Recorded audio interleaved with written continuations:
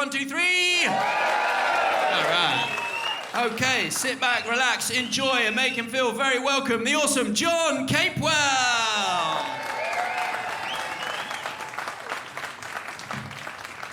Thank you so much. Are we doing okay? Fucking knackered me, just ran down to the toilets and he needed those stairs. You run down and you run back up, the barman's like, can I get you anything? Fucking oxygen, mate. Trying to lose weight though, been doing that slimming world, does anybody else go? Fucking everyone down here was no, one person up there, how's it going for you? They just fucked off. Yeah. I love it, I love going. I've got a favourite bit about going, because you all line up to get weighed, and my favourite bit is when the person in front of you is put weight on. Only because they'll come out with the shittest excuses you'll ever hear in your life, right? This woman in front of me, Karen her name was, and she steps on the scales, and you've got that judgmental fat bitch at the end. She was like, oh, Karen, you've put on 2 pounds. And without even flinching, Karen's there with a shit excuse. She's like, oh, I can explain that. I've had a spray tan this morning. A fucking spray tan? What are you, a sponge?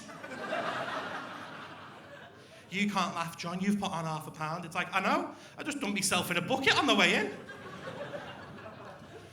Love it, love all this stuff, yeah, all sorts. Have you put on weight? Oh, I'm wearing me big coat. I've not had me big poo. I remember hearing once, someone stood on the scale, she put on weight, and she was like, oh, what's going on? You've put on a bit of weight. And she just went, well, my dog died, and just this voice from the back went, what did you do? Eat it? The savage! And you always see them in the chippy after it, don't you? They're always in the chippy after weigh-in day. Sliver of the week's in there giving it beans. Yeah, I'll have fish, chips, brushy peas. Diet Coke. Been saving me sins for this one. You're looking at him like, you look like you borrowed them. Fuck off. So trying to lose, just kind of a long-term relationship, and that's my inspiration of trying to lose weight. You got a couple down here, yeah, down. How long have you been together for? Since 2010, so 10 years.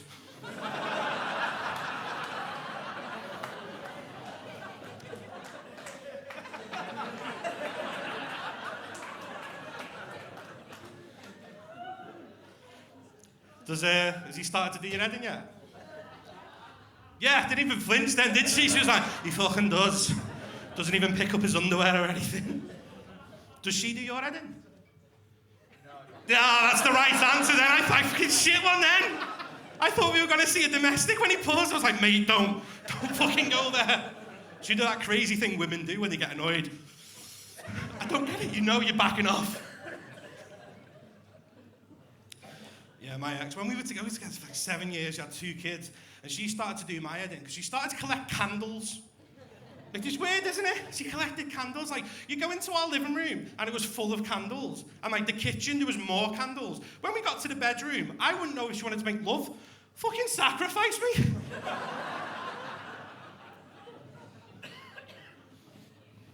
It's mad, though, how your relationship changes the longer you've been with someone. Now, you remember when it was all new, it was all exciting. That first time you shared a bed, that's a big milestone, isn't it? That first time you shared a bed. You know, you'd be all supportive, like, babe, you okay? You're just making some noises in your sleep. She'd be like, oh, I've just had a terrible dream. And you'll be supportive, like, it's okay, babe, give us a cuddle, go back to sleep. It's just a dream. That changes when you've been together for about 5 years, though, doesn't it? Babe, you okay? You're talking in your sleep there. I've just had a terrible dream. Well, shut the fuck up!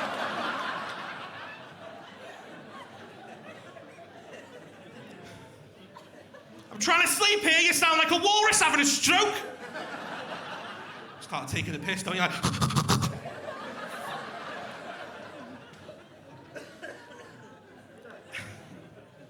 everything changes in a relationship. Sex changes. That's the big one. When you first get together, it's all new and it's all exciting. You're all over each other. You'll do it anywhere, everywhere. She does that thing when she gets into bed, rolls over, and sticks her arse out. She's like, beep, like a truck, beep. Fucking no idea. Beep.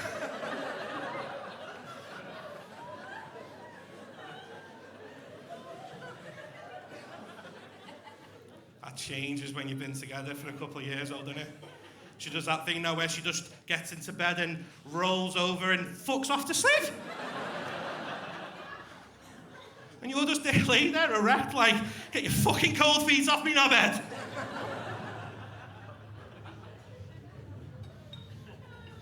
When you first get with someone, though, like, especially girls, like, girls are scared to even let you know they need the toilet.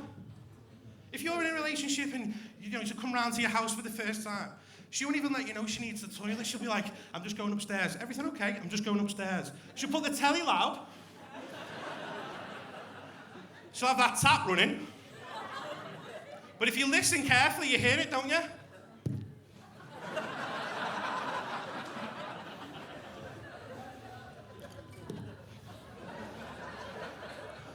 That changes 5 years in, that, doesn't it? Soon as they moved in, one Sunday morning, you'll just be there having a shave, minding your business. Suddenly she'll just boot the door off the hinges. She's like, Maeve, I need a shit! Plonks herself down and it sounds like a fucking war zone now, doesn't it?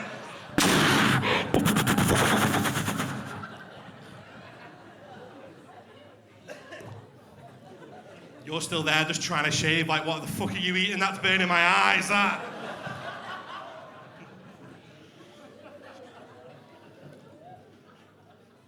How did you meet in 2010? At uni? What was his chat line? That fucking great, no one remembers it. Can't remember. Just came in, swept it off her feet.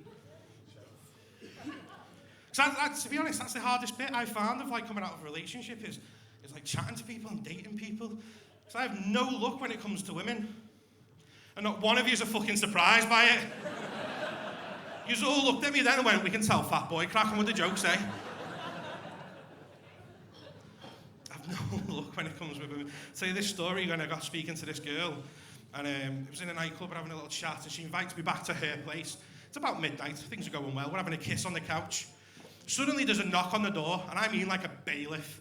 Like, I was like, you expecting someone here? She went, well, let me just go see what it is. She goes to the window, she comes back, she's like, it's just my boyfriend.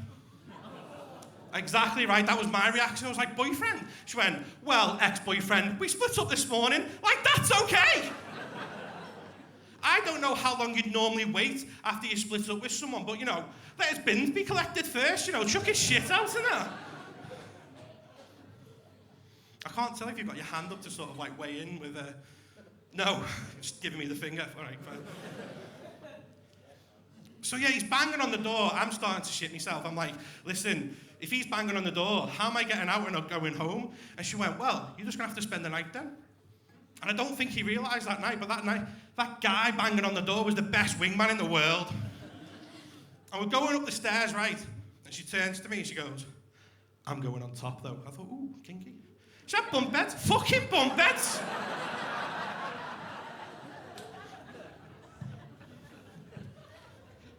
Which is what I told my mates, because what really happened was dead embarrassing. I'll share it with you. So, picture it, right? There's a new girl. I'm quite shy. I'm quite nervous. There's a guy banging on the door. That would probably kill me if he gets in. It was as hard as a flump, put it that way.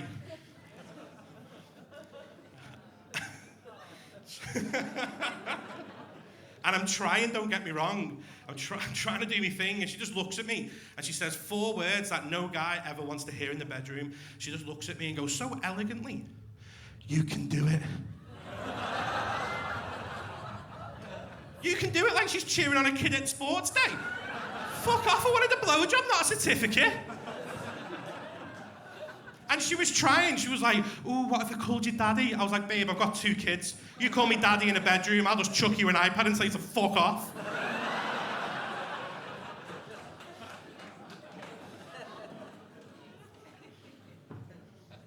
Oh, yous have been great. I spoke about myself trying to lose weight. Sweating all over yous. I'm sorry about that.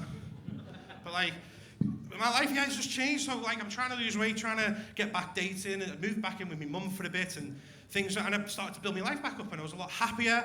You know, I started to look after myself, and I feel like I was a better person. Until just before Christmas, I was flicking through Instagram. Just get yourself in there, mate, it's okay. Just like heart to heart with the peeps. I was flicking through Instagram and I seen a picture of my ex, and she just announced she got engaged to somebody else, right? And I'm not gonna lie, I was devastated. I cried. Diet went out the window, I ordered the Domino's. See for Tuesday as well, so I forget both of them. Crying into a meat piece like, ah! And it was the day before weigh-in day as well, so I started to panic. And I was like, ah, shit, weigh-in day, what am I gonna do? So I went along, stood on the scales, judgmental fat bitch was back. I tried having my big poo as well, just to help. And she went, John, you've put on 2 pounds here, what's going on? You've been doing dead well. And I'm like, oh, shit, because I can't tell her that I've seen a picture of my ex, so I just had a pizza and 2 of them. And I was just like, so I panicked, and I was like, I had a fucking spray tan this morning, didn't I? Like, my name's Jon Capewell, have a good night, cheers. There we go, Jon Capewell. Now, Comedy Store, you may have noticed that Jon was doing a slightly shorter set than the rest of us so far. That's because, in the great tradition of the Comedy Store, Jon was doing the audition spot, or what we like to call the open spot, which means he comes down to show us what he's made of in the hope of getting some work in the future. And I thought he did absolutely fantastically. And we shall see him again very soon.